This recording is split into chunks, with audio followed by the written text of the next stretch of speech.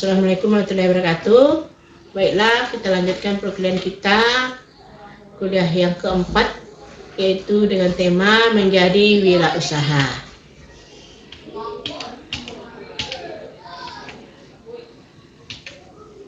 Tujuan pembelajaran ini menjelaskan arti kewirausahaan, menjelaskan karakter seorang wirausaha, kemudian menjelaskan tipe-tipe wirausaha, kemudian menumbuhkan keinginan untuk berwirausaha. Pendahuluan ya. UMKM adalah Indonesia ketika mengalami krisis tahun 1968. Meski dikelola dengan sederhana, pada saat itu mereka telah mengambil peran besar. Sehingga ekonomi UMKM menjadi tumpuan dan menjadi pilihan penting bagi para sarjana untuk hidup lebih sejahtera, mandiri, dan menolong banyak orang mengatasi pengangguran. Adapun karakteristik usaha mikro dan kecil, ya, karakteristiknya dari sisi positif dan sisi negatifnya. Positifnya tahan banting, fleksibel, mandiri, efisien, dikerjakan seluruh anggota keluarga, self or family financing. Negatifnya informal, kemudian skala ekonomi rendah, tidak ada standar dan SOP, belum menerapkan prinsip-prinsip manajemen, tidak disiapkan untuk menjadi besar atau tumbuh, pengembangan terbatas. Ini kita lihat jumlah penduduk Indonesia itu ya dari tahun ke tahun itu semakin bertambah. Tidak ada semakin berkurang, dia semakin bertambah. Jumlah angkatan kerja pun begitu. Tahun itu bertambah terus dia.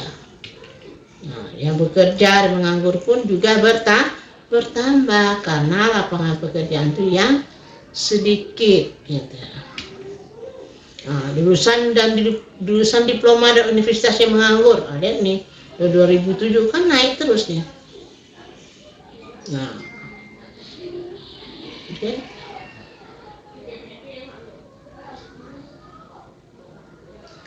Tahun 2008 dari diploma, 2007 diploma yang menganggur 1028, dan 2008 naik, 2009 turun dia.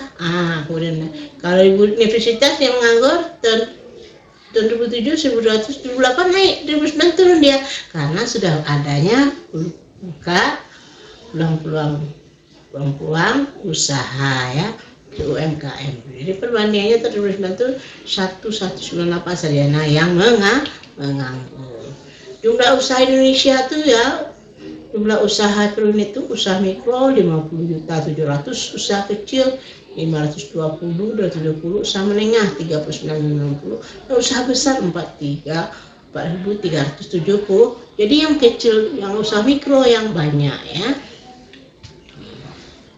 Jumlah tenaga kerja yang diserapnya pun juga banyak gitu. Nah, paling banyak usaha mikro itu.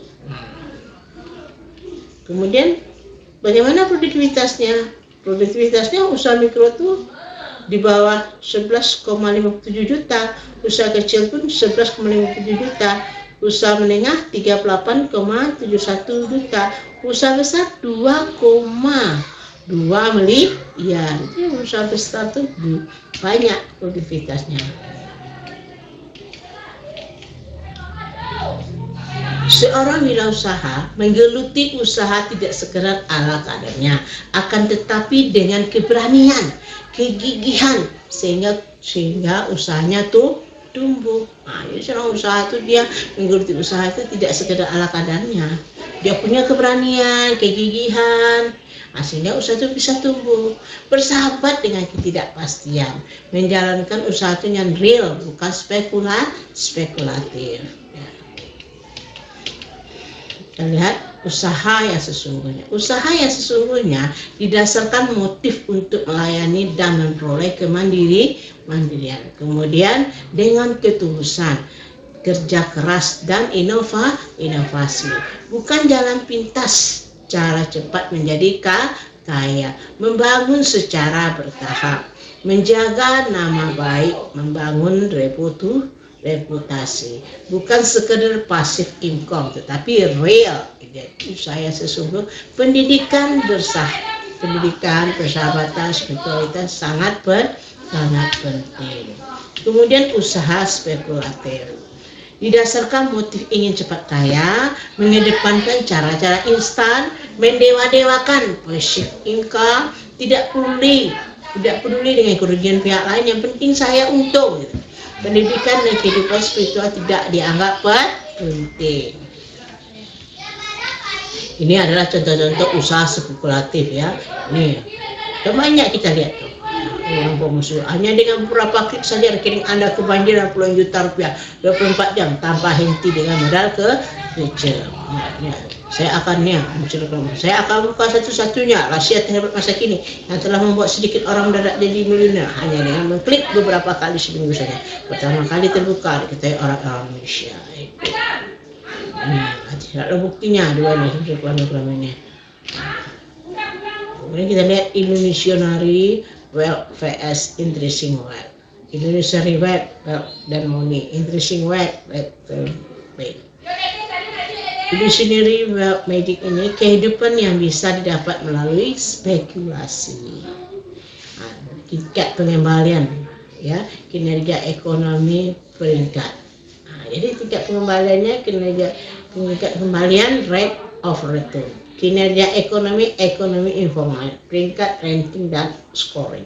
Aset yang terus meningkat nilainya, penampilan yang berlebihan over value asset and sold performance. Yang kaya semakin kaya, uang bisa memperbesar uang. Jangan bekerja untuk uang, buatlah uang bekerja untuk Anda. Bekerja hari ini untuk hari ini. Kemudian insinua, kehidupan yang artistik, spiritual, intelijen. Kehidupan yang bisa didapat melalui spekulasi. Kehidupan yang artistik, spiritual, intelijen, dan intelektual. Kalau tingkat pengembalian, kinerja ekonomi, peringkat. Kalau sini yang intrinsic kontribusi ekonomi dalam jangka panjang terhadap manusia dan alam habitatnya.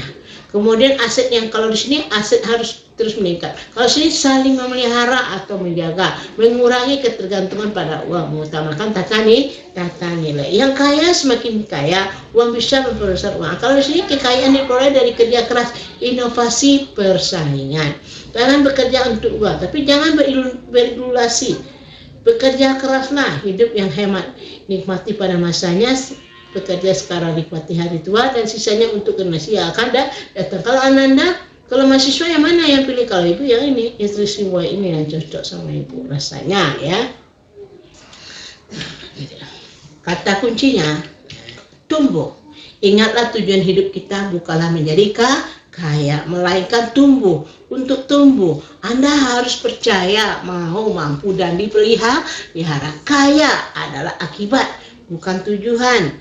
Kaya yang bermartabat, bukan sekedar kaya, yaitu kaya melalui proses kemandiri, melalui kewirausahaan. Jangan sesat jalan pula kita dengan mencari kaya tuh, bikinlah persugihan nanti ya namanya siswa. Itu salah. Bersahabat dengan ketidakpastian. Kalau karyawan menolak ketidakpastian, butuh rasa aman dan nyaman. Kalau wirausaha, bersahabat dengan uncertainties. Kalau tidak bekerja keras, berani menghadapi risiko rugi, tidak bisa memberi makan keluarga dan karyawan. Jadi itu bedanya karyawan dengan wirausaha gitu. Mana yang Anda pilih, karyawan atau wirausaha? Kalau ya wirausaha. Tapi kan benar risiko semuanya. Itu yang perjuangan hidup.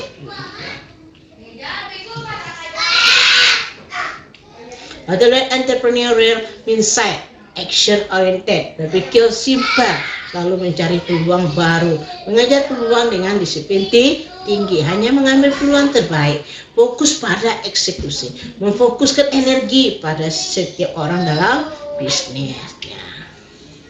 Sukses choice ya, pilihan entrepreneurship itu ya, ada pilihan entrepreneurship itu. Karyawan bekerja pada orang lain, profesional, executive decision maker, entrepreneur, karyawan dengan jiwa kewirausahaan atau inovatif dan tajam dalam melihat peluang. Yang dicari adalah kemerdekaan dan akses terhadap resources. Entrepreneur memiliki usaha yang dikembangkan, bangka sendiri pengambil resiko. Social entrepreneur, pelaku kegiatan sosial berwatak entrepreneur. Ecopreneur, wirausaha dalam bidang lingkungan hidup. Itu pilihan dari entrepreneurship. Tip praktisnya, dia punya tip praktis juga. Modal utama wirausaha bukanlah uang, melainkan keyakinan untuk tumbuh dan menang. Bersahabatlah dengan ketidakpastian, bukalah pikiran Anda, pelajari hal-hal baru. Be ready, persiapkan diri Anda dengan baik. Bangunannya kuat selagi muda dan jagalah kepercayaan. Demikianlah kuliah kita yang keempat pada hari ini. Ayo sampai jumpa minggu depan untuk kuliah kita yang kelima. Oke lah, Ibu tutup perkuliahan kita hari ini dan mengucapkan alhamdulillahirabbil alamin.